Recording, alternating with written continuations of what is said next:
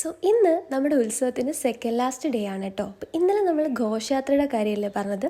ഇന്ന് പള്ളിവേട്ടയാണ്. പള്ളിവേട്ട എന്തെന്ന് അറിയാത്തവരോടായിട്ട് ആക്ച്വലി നമ്മൾ അമ്പലത്തിൽ നിന്നും ഇറങ്ങി കുറച്ച് അകലെയായിട്ടൊരു കാവുണ്ട്. അവിടെ പോയി പള്ളിവേട്ട നടത്തിയിട്ട് തിരികെ നമ്മൾ അമ്പലത്തിൽ വരും. ഇതാണ് സംഭവം. അപ്പം ഞാനും എൻ്റെ അനിയനുമായിരുന്നു പോയിരുന്നത്.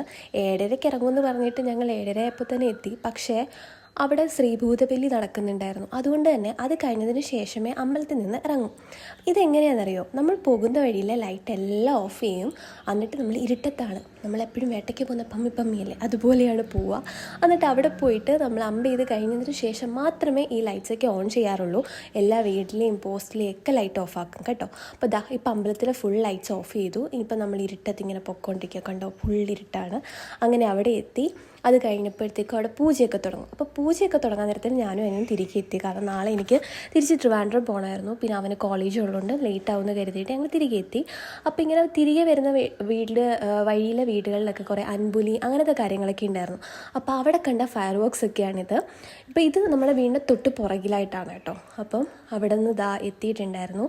അപ്പോൾ നാളെ ഞാൻ തിരികെ പോകും. നാളെയാണ് ആക്ച്വലി ആറാട്ട്. അപ്പോൾ ആറാട്ട് കഴിഞ്ഞതിന് ശേഷമാണ് കൊടി ഇറങ്ങുന്നതും ഉത്സവം തീരുന്നതും. അത് കാണാനായിട്ട് ഞാൻ ഉണ്ടാവില്ല. അപ്പോൾ ഇങ്ങനെ നമ്മൾ നെക്സ്റ്റ് ഇയറിലേക്ക് ഉത്സവത്തിന് വേണ്ടി വെയിറ്റിംഗ് ആണ്. അപ്പോൾ ഇത്രയൊക്കെ ഉണ്ടായിരുന്നുള്ളൂ എൻ്റെ ഇന്നത്തെ വ്ളോഗ്. അപ്പോൾ നിങ്ങൾക്ക് എല്ലാവർക്കും ഇഷ്ടപ്പെട്ടെങ്കിൽ സബ്സ്ക്രൈബ് ചെയ്യാനും കമൻറ്റ് ചെയ്യാനും ബെല്ലൈക്കൻ ഞെക്കി പൊട്ടിക്കാനും ഷെയർ ചെയ്യാനും മറക്കരുത്. അപ്പോൾ നമുക്ക് നെക്സ്റ്റ് വീഡിയോ കാണാം കേട്ടോ. അതുവരെ ഓക്കെടാ, ബൈ.